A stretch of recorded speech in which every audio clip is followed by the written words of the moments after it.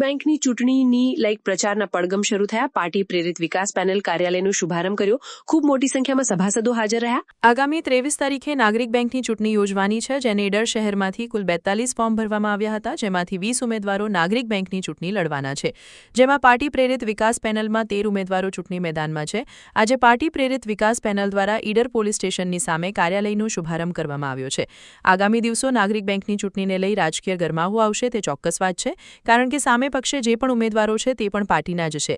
Party લેવલે સહમતિ ન થતો 13 વ્યક્તિઓની વિકાસ પેનલ બની છે, ત્યારે અન્ય 7 વ્યક્તિઓ પોતાની રીતે બેંકની ચૂંટણી લડવાના છે. આજે કાર્યાલયના શુભારંભ પ્રસંગે ઈડર મહાકાલેશ્વર મંદિરના મહંત મહાકાલગીરી, ચૂંટણી લડી રહેલા 13 ઉમેદવારો તેમજ નગરપાલિકાના પ્રમુખ અનસુયાબેન પટેલ, ઉપપ્રમુખ વિનોદભાઈ પરમાર, કારોબારી અધ્યક્ષ જીનલભાઈ સગર, શહેર ભાજપ પ્રમુખ કુણાલભાઈ કંસારા, રાજેન્દ્રસિંહ જગદીશભાઈ મંગલાણી, મોહનભાઈ પટેલ, જીતુભાઈ દેસાઈ, નાગરિક બેંકના પૂર્વ ચેરમેન જીવણભાઈ પટેલ, રાજેશભાઈ પરમાર, જયદીપસિંહ રાઠોડ, વાઘજીભાઈ રબારી, મનીષભાઈ ગાંધી, ઉપેન્દ્રભાઈ સુતરિયા હાજર રહ્યા હતા. નાગરિક બેંકમાં જેમણે ઉમેદવારી પત્ર પરત ખેંચ્યા હતા તેમના હાથે રિબીન કપાવી દીપ પ્રાગટ્ય કરાવી શુભારંભ કરાવ્યો હતો. મહાનુભાવો દ્વારા ઓફિસના શુભારંભ પ્રસંગે રિબીન કાપી દીપ પ્રાગટ્ય કરી વિધિવત રીતે શુભારંભ કર્યો હતો.